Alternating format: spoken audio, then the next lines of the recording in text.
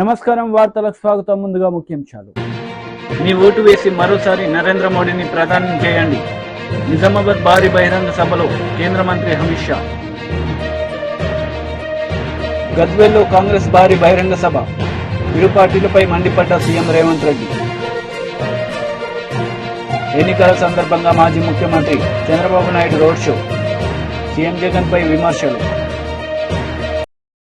ఎన్నికల సందర్భంగా టీడీపీ అధినేత నారా చంద్రబాబు నాయుడు రోడ్ షో నిర్వహించారు. ఈ సందర్భంగా సీఎం జగన్ పై పలు విమర్శలు చేశారు. ఐదో రత్నం హత్యా రాజకీయాలు, ఆరో రత్నం ప్రజల ఆస్తులు కబ్జా, ఏడో రత్నం ఎర్ర చందనం స్మగ్లింగ్, ఎనిమిదో రత్నం దాడులు కేసులు, తొమ్మిదో రత్నం శవ రాజకీయాలు. అవునా కాదా? రేపో ఎల్లుండో అన్ని అయిపోయినాయి. తండ్రి లేని బిడ్డ తండ్రిని చంపేశారు 2014. బాబాయిని గుడ్డలతో లేపేసి నాన్న లేడు బాబాయిని కూడా చంపేశారు. రెండో నాటకం. కోడి కత్తి డ్రామా రతిగట్టింది. ఆ కోడి కత్తితో నేను పోయి హత్యా ప్రయత్నం చేశానంట. నిన్న గులకరాయి డ్రామా, రాయి కనపడలా, పాపం దెబ్బ మాత్రం తగిలింది.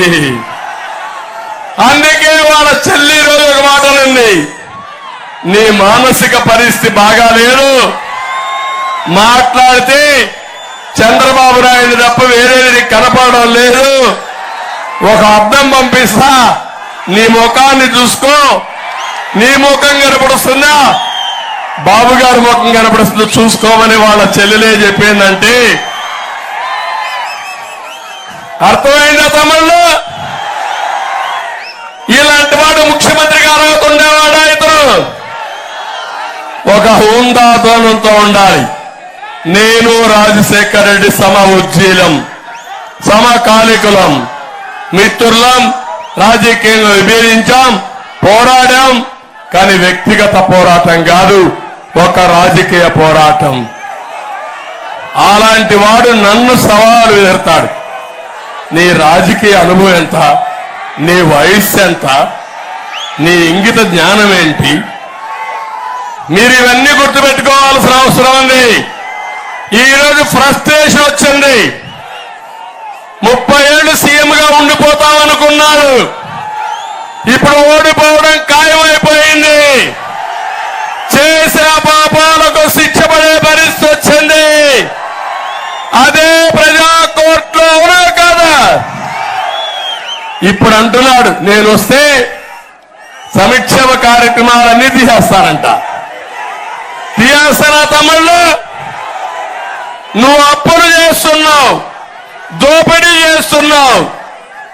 నేను నీతి నిజాయితీగా పరిపాలించా, అప్పులు చెయ్యను, సంపద సృష్టిస్తా, ఆదాయం పెంచుతా, పెంచిన ఆదాయం మా పేదవాళ్లకు పంచుతా.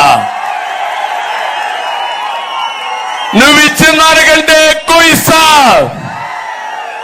కేంద్రం కూడా మాతో ఉంది, మేము కేంద్రంలో కూడా భాగస్వాములం. అవన్నీ వదిలిపెట్టి ఇప్పుడు నేను వస్తే ప్రతి మీటింగ్ లో మీరు చూడండి, నేను వస్తే సమీక్ష కార్యక్రమాలు కట్టు, నువ్వే పుట్టినప్పుడు వచ్చినట్టున్నాయి. 2 రూపాయల కేజీ బియ్యం పెట్టింది నందమూరి తారక రామారావు గారు 83లో. నేను 100 సంక్షేమ కార్యక్రమాలు ఇచ్చాను. అన్న క్యాంటీన్ పెట్టానా లేదా? చంద్రన్న బీమా ఇచ్చానా? ఏపీ ప్రభుత్వ సలహాదారు సజ్జల రామకృష్ణారెడ్డి మీడియా సమావేశం నిర్వహించారు. ఈ సందర్భంగా పలు అంశాలపై ఆయన మాట్లాడారు.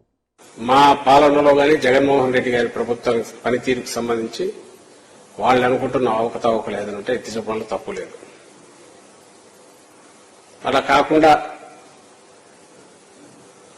చంద్రబాబు నాయుడు గారు ఏం చెప్తున్నారో మొత్తం వేయడంలో భాగంగా మిగిలినవన్నీ రొటీన్ మామూలు రొడ్డ కొట్టుడు వరుసగా చెప్పే వాటి గురించి మాట్లాడట్లా, కానీ అవినీతి గురించి మాట్లాడినారు. జగన్మోహన్ రెడ్డి గారి ప్రభుత్వం వచ్చినప్పటి నుంచి అవినీతిలో కూరుకుపోయిందని, దానికి సంబంధించి మేము దీన్ని కూల్చేస్తాం, కూటమి వచ్చింది. రాష్ట్ర ప్రభుత్వం ఈ 5 ఏళ్లలో 2 ఏళ్లు కరోనా టైం తీసేస్తే, సంక్షోభం టైం ఎప్పుడైతే యాక్టివిటీ అంత నిల్లుందో, ఏదైనా యాక్టివిటీ అంటూ ఉంటే ప్రభుత్వం దాని కరోనా మహమ్మారిని ఎదుర్కోవడానికి చేపట్టిన చర్యల మీద అయ్యే ఖర్చులు కానీ, ఆ టైంలో కూడా సంక్షేమ కార్యక్రమాలు వదలకుండా పూర్తిగా ఏ ప్రామిస్ చేశామో దాని ప్రకారం జరపడం ద్వారా కానీ ఈ యాక్టివిటీ తప్ప, ఆ ప్రాసెస్ లో దేశంలోనే రోల్ మోడల్ గా తయారైన స్టేట్ మంది. మిగిలిన వాళ్ళు కూడా ఎస్ ఇక్కడ కరెక్ట్ గా ప్రభుత్వం ఏం చేయాలనో అవన్నీ చేస్తున్నారు, వైద్యపరంగా అలాగే ఆదుకోవడం పరంగా, అలాగే రోగ అది విస్తరించకుండా ఎక్కడికెక్కడ కట్టడి చేయడంలో కానీ ఈవెంట్లో అన్నింటిలో రోల్ మోడల్గా ఉందని కూడా అందరూ గుర్తించారు. ఈ కరోనా టైంలో కూడా యాక్టివ్గా ఉన్న ప్రభుత్వం ఏదైనా ఉంటే ఆంధ్రప్రదేశ్ ప్రభుత్వం ఒకటే, మన రాష్ట్రం ఒకటే. ఇక్కడ ఈ ఎవరు డిస్ప్యూట్ చేయండి ఒక డీబీటీ ద్వారానే 2,70,000 కోట్లు మనం ఈ 4 ఏళ్ల 8 నెలల్లో 10 నెలల్లో పూర్తిగా కిందికి నేరుగా మహిళల అకౌంట్లలోకి, బెనిఫిషరీస్ లబ్ధిదారులైన కుటుంబాలకు సంబంధించి మహిళల అకౌంట్లలో చేర్చాం. అంటే ఇది ఎందుకు చెప్తున్నానంటే 2,70,000 కోట్లు నేరుగా ₹1 పిల్ఫరేజ్ అవినీతికి అవకాశం లేకుండా అంతకుముందు హయాంలో ఉన్న జన్మభూమి కమిటీ వారాహి విజయబేరి బహిరంగ సభలో పవన్ కళ్యాణ్ పాల్గొన్నారు. ఈ సందర్భంగా ప్రజలను ఉద్దేశించి ఆయన ప్రసంగించారు. మీకు ఏం కావాలని అడుగుతారు. మొట్టమొదటిసారిగా కూటమి ప్రభుత్వం రాగానే మనకు కావాల్సింది కుల గణాంకాలతో పాటు ప్రతిభా గణాంకాలు కావాలి. సమర్థత, అభిరుచి, నీకేం కావాలని ఉంది. ఆ మూలన ఆడబిడ్డలు ఉన్నారు, మీకేం కావాలని ఉంది. ఇక్కడే ఉండిపోవాలనుకుంటున్నారా, భవిష్యత్తులో ఏమవ్వాలి ఉందని దానికి తగ్గట్టుగా ప్రధానమంత్రి గారి నేతృత్వంలో స్కిల్ డెవలప్మెంట్ కార్యక్రమాలు, ప్రోగ్రామ్స్ ముందుకు తీసుకెళ్తాం.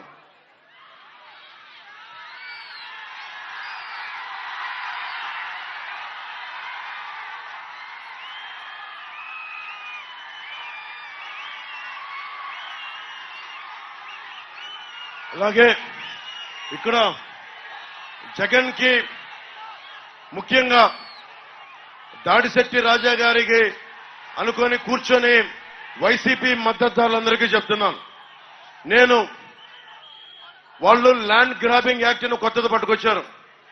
మేము ఊరికి దాన్ని ముసాయిదా అని చెప్పి ఈ రోజున కేవలం మనకు అభిప్రాయం తీసుకుంటున్నామని చెప్పి మనకి ల్యాండ్ యాక్ట్ ని కాస్త ల్యాండ్ టైటిలింగ్ యాక్ట్ ని కాస్త ఈ రోజున ల్యాండ్ గ్రాబింగ్ యాక్ట్ 25,000 కోట్లు మన పక్కనున్న వైజాగ్ లో దాదాపు సర్క్యూట్ హౌస్ సహా 25,000 కోట్ల రూపాయలని తాకట్టు పెట్టాడు. అలాంటి వ్యక్తి సొంత చెల్లికి ఆస్తులు పాస్తులు ఇవ్వలేదు, తల్లికి మర్యాద ఇవ్వడం, 30,000 మంది ఆడబిడ్డలు వెళ్ళిపోతే మాట్లాడడం. అలాంటి వ్యక్తి మాటలు మనం ఎలా నమ్ముతాం? 450 కోట్ల రూపాయలు భవన నిర్మాణ కార్మికుల సంక్షేమ నిధి నుంచి తీసుకున్నాడు. 1,300 కోట్ల రూపాయలు రంగులు మార్చడానికి, మనకి వైసీపీ రంగులు మార్చడానికి ప్రభుత్వ భవనాలకి తీయడానికి 1,000 కోట్లు. కానీ ఫీజు రీయింబర్స్మెంట్ కి డబ్బులు లేవు, కూర్చోబెట్టి భవన నిర్మాణ కార్మికులకు డబ్బులు లేవు. మరి ఇలాంటి వ్యక్తి చేతులు మీ ఆస్తి పాస్తులు పెడితే జగన్ మావాడు మనవాడు, లేదంటే దాడిశెట్టి రాజా మావాడు అనుకొని మీరు ఓట్లేస్తే మీ ఆస్తులు పాస్తులు అన్ని గాల్లో దీపం పెట్టినట్టే. ఇన్ని ఆస్తులు తాకట్టు పెట్టినాడు, రేపొద్దున భవిష్యత్తులో మీ ఆస్తులు తాకట్టు పెట్టడానికి గ్యారంటీ ఏంటి? జీవో ఇష్యూ చేయలేదని చెప్తా ఉన్నాడు, అభిప్రాయ సేకరణ అంటున్నాడు, ఒకవైపు జీవోను కూడా ఇష్యూ చేశాడు. సో దీన్ని దృష్టిలో పెట్టుకొని నేను మీకు మర్యాదగా జాగ్రత్తగా ఆలోచించండి ఒకసారి. ఇది ప్రభుత్వానికి మీరు ముఖ్యంగా వైసీపీ మద్దతుదారులు చెప్తా ఉన్నాం, మీరు ఆలోచించుకొని ఓటేయండి. ప్రభుత్వం ఎలాగో మారిపోతుంది, కానీ వైసీపీ మద్దతుదారులు మీరు ఆలోచించుకోండి. భవిష్యత్తు మీది, ఆస్తిపాస్తులు మీవి మావి కావు. మేము రాగానే మనకి ల్యాండ్ గ్రాబింగ్ యాక్ట్ రద్దు చేసే బాధ్యత కూటమి ప్రభుత్వం తీసుకుంటుంది. గద్వేల్లో కాంగ్రెస్ పబ్లిక్ మీటింగ్ లో సీఎం రేవంత్ రెడ్డి పాల్గొన్నారు. ఈ సందర్భంగా ఆయన మాట్లాడారు. కర్రు గాల్చి వాత పెట్టాల్సిందే కదా, అవునా అవునా?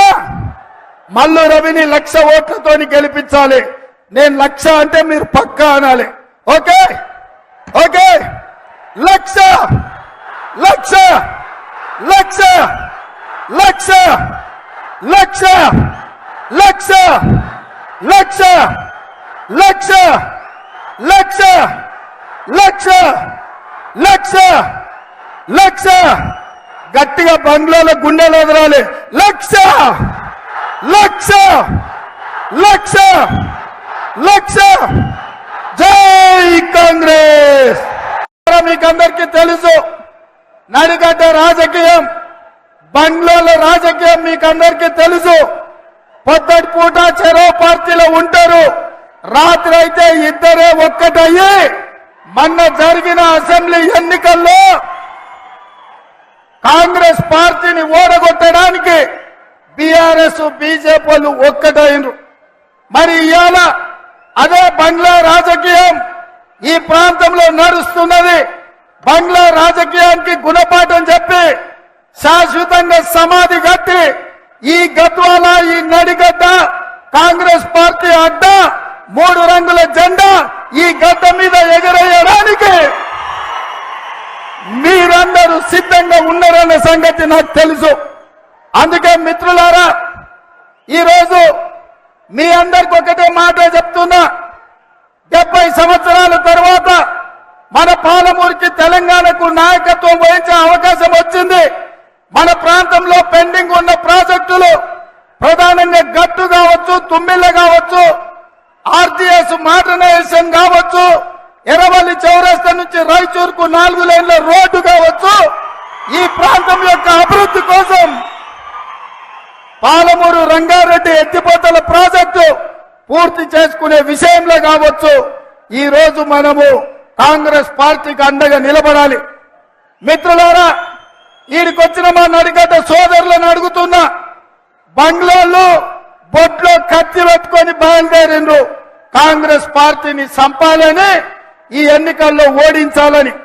నేను అడుగుతున్న నడిగడ్డ బిడ్డల్ని, అరుణమ్మను జడిపిటీసీ చేసింది కాంగ్రెస్ కాదా? అరుణమ్మను ఎమ్మెల్యే చేసింది కాంగ్రెస్ కాదా? అరుణమ్మను మంత్రిని చేసింది కాంగ్రెస్ పార్టీ కాదా?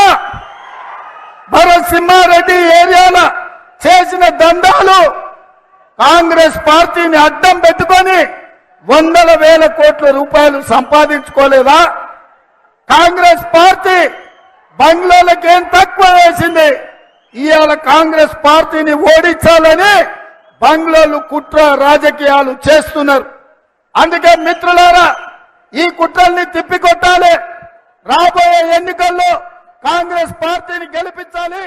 కాంగ్రెస్ నిజామాబాద్ లో బీజేపీ పబ్లిక్ మీటింగ్ లో కేంద్ర మంత్రి అమిత్ షా పాల్గొన్నారు. ఈ సందర్భంగా ఆయన ప్రసంగించారు. उन्होंने अपने तेलंगाना राज्य को कांग्रेस का एटीएम बना दिया। देश भर में जीएसटी लगता है, यहां आरआर टैक्स लगता है। तेलंगाना में आरआर टैक्स है, मालूम है आरआर टैक्स क्या है? राहुल रेवंत टैक्स का नाम आरआर टैक्स है। हर रोज सैकड़ों करोड़ रुपया इकट्ठा कर दिल्ली के दरबार में भेजने का काम एक कांग्रेस पार्टी करती है। भाइयों बहनों, पसंदगी 2 लोगों के बीच में है। एक 12 लाख करोड़ के घपले घोटाले भ्रष्टाचार करने वाली कांग्रेस पार्टी, और दूसरी ओर 23 साल तक मुख्यमंत्री प्रधानमंत्री रहने के बाद भी एक 25 पैसे का आरोप नहीं है, ऐसे नरेंद्र मोदी। आप बताओ, राहुल बाबा और नरेंद्र मोदी में किसको प्रधानमंत्री बनाओगे? जोर से बोलो, किसको बनाओगे? अरे और जोर से बोलो, किसको बनाओगे? अगर नरेंद्र मोदी को बनाना है तो अरविंद भाई के नाम के सामने कमल का निशान है, उस पर बटन दबाना है। दबाएंगे क्या भाई? देखो, बटन तो दबाना, परंतु इतनी जोर से दबाना कि बटन यहां तेलंगाना में दबे और करंट इटाली में जाकर लगे। भाई और बहनों, ये असदुद्दीन ओवैसी, बीआरएस पार्टी और कांग्रेस पार्टी, ये मुसलमानों का तुष्टीकरण करने वाली एबीसी है। ए से मतलब है असदुद्दीन ओवैसी, बी से मतलब है बीआरएस, सी से मतलब है कांग्रेस पार्टी। ये तीनों लोग इकट्ठा होकर मुस्लिम तुष्टीकरण में डूबे रहते हैं।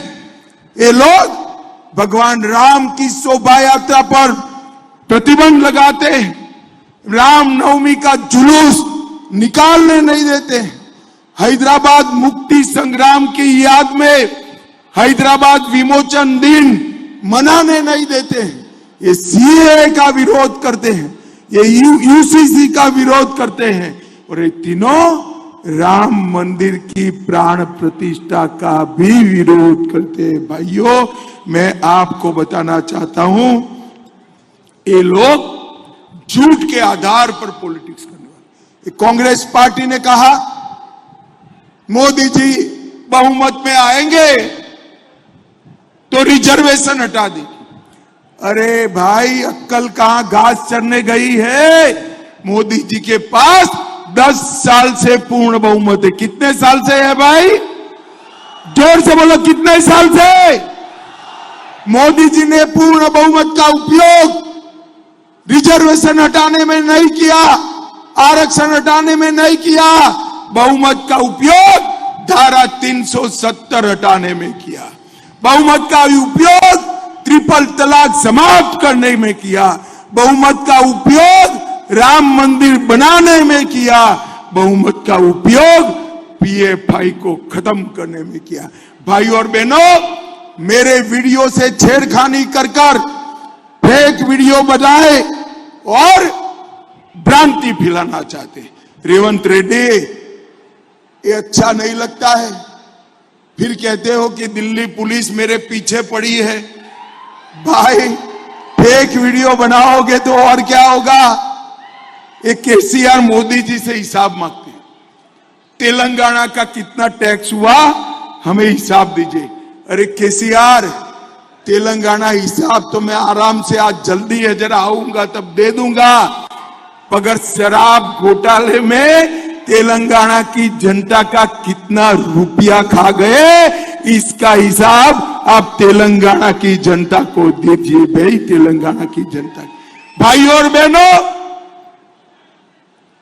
ये बीआरएस पार्टी ने तेलंगाना को बर्बाद करने का काम किया है। मैं आपको बताकर जाता हूं, मोदी जी के नेतृत्व में आप एक बार फिर से सरकार बना दीजिए, तेलंगाना को देश का नंबर 1 राज्य बनाने का काम भारतीय जनता पार्टी करेगी। भाई और बहनों, मैं ज्यादा बात करना नहीं चाहता। मोदी जी ने देश के 80 करोड़ गरीबों के लिए ढेर सारे काम किए। మాజీ మంత్రి హరీష్ రావు కీలక ప్రెస్ మీట్ నిర్వహించారు. ఈ సందర్భంగా పలు అంశాలపై వివరణ ఇచ్చారు. రాష్ట్రంలో ఉన్నటువంటి మహిళలకు సరాసరి అందుతుంది. చేత యోజన మార్చాలనుకుంటుంది. తెలంగాణ में हमने आपको गारंटीज दी थी, उनको हमने पूरा करके दिखाया. తెలంగాణ ప్రజలకు మేము గ్యారెంటీలు ఇచ్చాము, అవి పూర్తి చేసి చూపించాము. महिलाओं के बैंक अकाउंट में 2500 रुपए తెలంగాణ की सरकार डालती.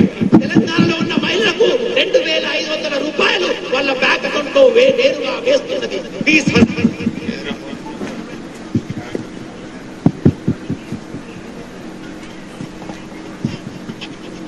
చూపించాము.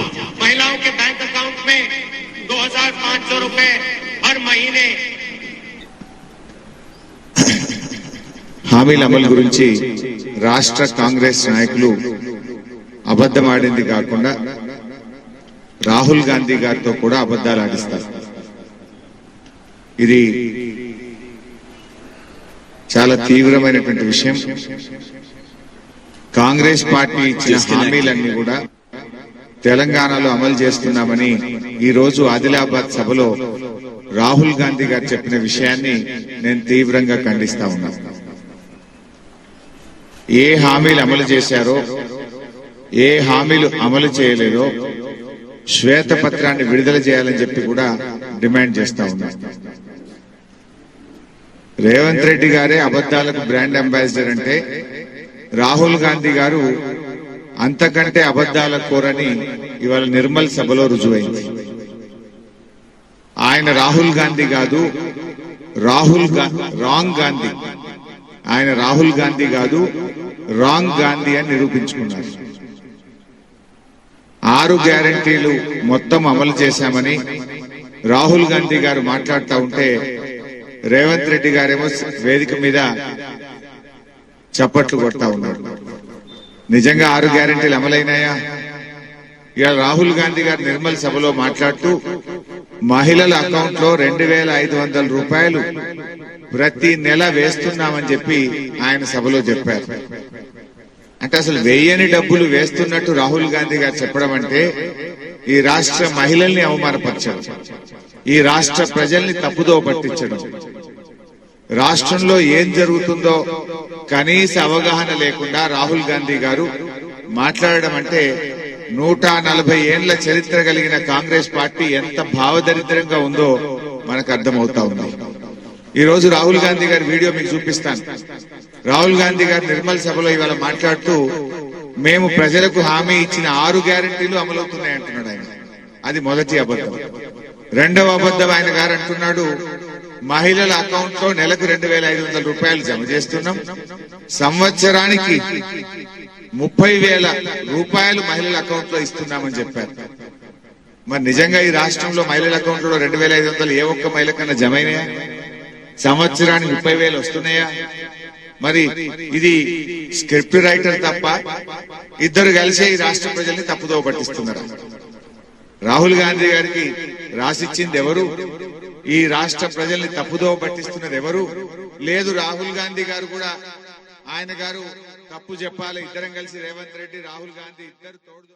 టీడీపీ జాతీయ అధికార ప్రతినిధి కొమ్మారెడ్డి పట్టాభిరా మీడియా సమావేశం నిర్వహించారు. ఈ సందర్భంగా పలు అంశాలపై ఆయన మాట్లాడారు. సార్, కాంగ్రెస్ పార్టీ నుంచి ఒక ఫిర్యాదు రాగానే మీరు సిఐడి ఎంక్వైరీ చేశారు. సరే, అది మేము చట్టపరంగా దాన్ని ఎట్లా డీల్ చేయాలో మేము చేస్తాం. మేమేం దానికేమి భయపడట్లేదు, లేదంటే మీరు తీసుకున్నటువంటి చర్యను మేమేం ప్రశ్నించట్లా. కానీ రెండవ పక్కన ఇవాళ పెన్షన్ల విషయంగా మీరిచ్చినటువంటి ఆదేశాలను కూడా తొంగలో దొక్కుతూ ఎలక్షన్ కమిషన్ ఏమైనా ఆదేశాలు ఇచ్చింది? ఇంటింటికి వెళ్ళి పెన్షన్ ఇవ్వద్దని చెప్పిందా ఎలక్షన్ కమిషన్? ఇంటింటికి వెళ్ళి పెన్షన్ ఇవ్వద్దని ఎలక్షన్ కమిషన్ ఎక్కడైనా చెప్పిందా? మీరు ఇచ్చినటువంటి సర్క్యులర్లో ఎక్కడైనా డోర్ టు డోర్ పెన్షన్స్ ఇవ్వద్దని ఎక్కడైనా ఉందా? పెన్షనర్స్ ఎవరు ఇబ్బంది పడకుండా సజావుగా ప్రక్రియని కొనసాగించండి. కేవలం వాలంటీర్స్ మాత్రమే మీరు పక్కన పెట్టండి, ఆల్టర్నేటివ్ అరేంజ్మెంట్స్ చూసుకోండి అని మీరు ఇచ్చారు కదా, ఎలక్షన్ కమిషన్ ఇచ్చింది కదా. మేము అదే కదా మేము ప్రశ్నిస్తూ ఉన్నాం, దాన్నే కదా మేము గట్టిగా నిలదీస్తూ ఉన్నాం. ఇవాళ ఎలక్షన్ కమిషన్ అంత స్పష్టంగా ఆదేశాలు ఇచ్చినా కూడా ఇక్కడ ఉన్నటువంటి చీఫ్ సెక్రటరీ జవహర్ రెడ్డి గాని వైసీపీకి కొమ్మగాసినటువంటి కొంతమంది అధికారులు చేస్తున్నటువంటి దురాఘాతాల వల్ల వృద్ధులు అకారణంగా ప్రాణాలు పోగొట్టుకుంటున్నారు. ఇదే కదా మేము చెప్తున్నది. కానీ ఇవాళ వైఎస్ఆర్ కాంగ్రెస్ పార్టీ వాళ్ళు ఫోన్ కాల్స్, రికార్డెడ్ మెసేజ్లు, రకరకాలుగా మా పైన దుష్ప్రచారం, మేమేదో అడ్డుకున్నట్టు, ఏదో పెన్షన్లకు అడ్డుపడుతున్నట్టు రకరకాలుగా మా పైన దుష్ప్రచారం చేస్తూ ప్రజలకి రకరకాలుగా వాయిస్ మెసేజ్లు, రికార్డింగ్లు అవి ఇవి పంపిస్తుంటే మరి దానిపైన సిఐడి కేసు పెట్టదా సార్? మేము చేశాంగా ఫిర్యాదు దానిపైన కూడా. దానిపైన మరి మీరు సిఐడి ఎంక్వైరీ ఆదేశించారా సిఇఓ గారు? దయచేసి please take action sir, please kindly take action. When one political we are telling the truth. మేము నిజాలు చెప్తుంటే మా పైన సిఐడి కేసులు, ఒక పక్కన మీరిచ్చినటువంటి ఆదేశాలని తొంగలో తొక్కి, it is an order, it is a direction given by the honourable Election Commission. మీరిచ్చినటువంటి ఆదేశాలను తొంగలో తొక్కి ఒక చీఫ్ సెక్రటరీ ఇష్టానుసారం వ్యవహరిస్తూ ఇవాళ వృద్ధులు ప్రాణాలు పోగొట్టుకుంటూ ఉంటే దాన్ని మేము ప్రశ్నిస్తూ ఉంటే మా పైన విష ప్రచారం చేస్తున్నటువంటి వైఎస్ఆర్ కాంగ్రెస్ పార్టీ మరి వాళ్ళని ఏ రకంగా కట్టడి చేయాలి సార్? మరి వాళ్ళపైన ఎంక్వైరీలు ఉండవా? మీరిచ్చినటువంటి ఆదేశాలని తొంగలో దొక్కుతున్నటువంటి ఒక అధికార పార్టీ ప్రభుత్వం, వాళ్ళు మా పైన చేసినటువంటి దుష్ప్రచారం, దానిపైన ఎటువంటి చర్యలు ఉంటాయి సిఇఓ గారు? We are requesting you, what is the action that is being initiated? Is action not required on such kind of false propaganda? We are telling the truth. Our leader Nara Chandrababu Naidu garu is conveying the truth to the people of Andhra Pradesh. ఎన్నికలప్పుడు నిజాలు చెప్పేటటువంటి హక్కు మాకు లేదా? నిజాలు తెలియజేసే అవకాశం మాకు లేదా? నారా లోకేష్ గారు కానీ నారా చంద్రబాబు నాయుడు గారు కానీ ఉన్న వాస్తవాలు తెలియజేస్తూ ఉంటే వాళ్ళేదో ఒక కంప్లైంట్ ఇచ్చారని సరే సిఐడి ఎంక్వైరీ చేశారు. దానివల్ల మాకేమీ పెద్ద ఇబ్బంది ఏం లేదు, ఎందుకంటే truth will always remain the truth. And we are not questioning your action also. I am saying this once again, we are not questioning the election commission. We are only requesting you to take action on the false propaganda that is being carried out by the YSR Congress party. YSRCP చేస్తున్నటువంటి దుష్ప్రచారం పైన దయచేసి చర్యలు తీసుకోండి. వార్తలు ముగించే ముందు ముఖ్యాంశాలు మరోసారి. మీ ఓటు వేసి మరోసారి నరేంద్ర మోడీని ప్రధాని చేయండి. నిజామాబాద్ భారీ బహిరంగ సభలో కేంద్ర మంత్రి అమిత్ షా. గద్వేల్లో కాంగ్రెస్ భారీ బహిరంగ సభ, ఇరు పార్టీలపై మండిపడ్డ సీఎం రేవంత్ రెడ్డి. ఎన్నికల సందర్భంగా మాజీ ముఖ్యమంత్రి Chandrababu Naidu road show, CM Jagan పై విమర్శలు. ఈ వార్తలు ఇంతటితో సమాప్తం. తిరిగి ప్రసారమయ్యే వార్తల్లో మళ్ళీ కలుద్దాం. అంతవరకు సెలవు. నమస్తే.